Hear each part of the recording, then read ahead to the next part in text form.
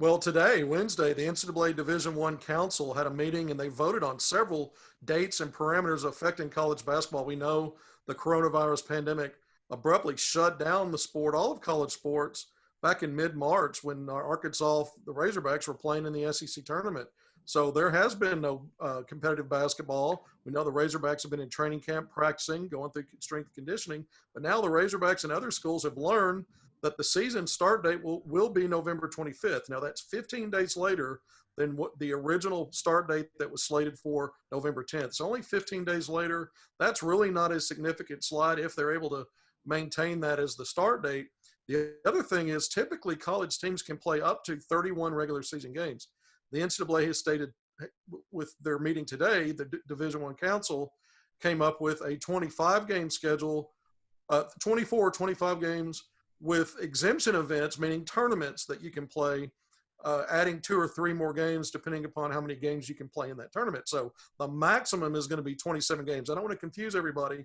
The maximum will be 27 regular season games.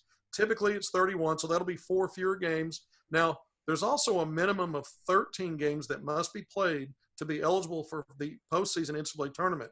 So if teams struggle with COVID or being able to go ahead and play games that they have on their schedule, they could whittle it down to a 13-game season, regular season, and still be eligible for postseason NCAA tournament play. The other thing is that, right now Arkansas is getting 4 hours a week of practice time. That's been going on for about 2 months. Starting Monday, the 21st of September, they can increase that on-court time. They can double it, going from 4 hours to 8 hours. And then October 14th will be the official start of the 2021 season when practice can be increased up to 20 hours a week. So they're graduating from 4 to 8 hours a week starting Monday, and then October 14th is the date that they'll be able to increase that time on the court to 20 hours a week. And so they'll have roughly 6 weeks to get ready for that opening date of November 25.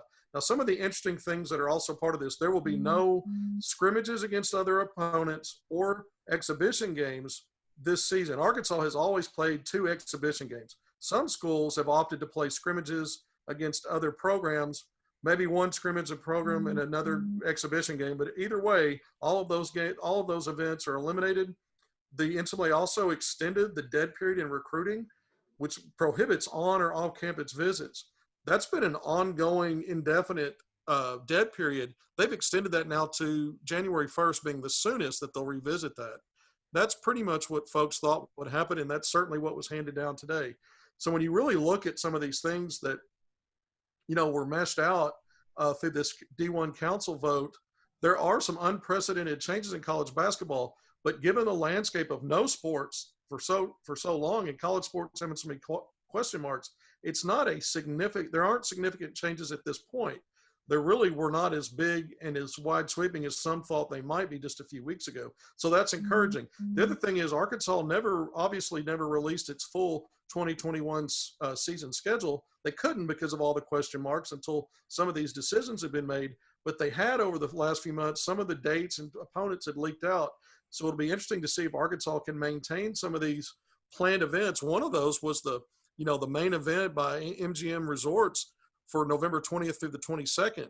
That was a 4-team tournament field with Arkansas, Louisville, San Francisco, and Colorado State. Now, will that event be pushed out to meet the required November 25 start date? November 25 is the Wednesday before Thanksgiving weekend.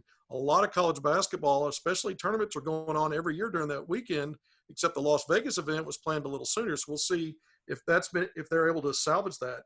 The other thing is Arkansas was going to open its season November 10th against Oral Roberts, which is a short drive from Tulsa for Oral Roberts. We'll see if Arkansas looks to push that game beyond November 25th or if they just drop it altogether. Arkansas also had 2 games planned in Tulsa. One to start a mini series against Oklahoma out of the Big 12 conference. That was to be in mid-December, I think December 12th. We'll see if Arkansas is able to maintain that. You would think, given that it's only about a 2-hour drive from Fayetteville and it's fairly close to Norman, Oklahoma, that might be a game that's salvageable and is also practical given the concerns about COVID-19. Arkansas was also going to play a road game in Tulsa. The date was never announced on that, but that road game would be another short trip for the team and fans And then that's the team that won the American Athletic Conference last year, one of the better mid-major conferences. So these non-conference games could be very important to building a postseason resume. And certainly as you go through the season, you don't know what might go down with dealing with, having to quarantine or having folks infected with COVID-19. You don't want to think that's going to happen, but it's possible that it will. And so you might lose some games. So as many games as you can get scheduled that help build your resume in the non-conference as you build up to conference play. We'll see what happens with Arkansas, what they release. And the last thing I'll leave you with here, Tara, on this is I also wonder, Arkansas really didn't appear that they had plans to schedule some of the in-state opponents, which they now can do. Some of the in-state opponents, such as Arkansas Pine Bluff, Arkansas Little Rock, Arkansas State, Central Arkansas. So in sports other than football, they should be able to schedule any of those teams. You wonder now, will they work to try to schedule any of those teams because of proximity, because of, the closer you are to other schools, the easier it might be to be able to have a safe game when you start talking about travel, lodging, and being able to get players in and out with minimum risk. So we'll see if they circle back and maybe consider playing some in-state schools.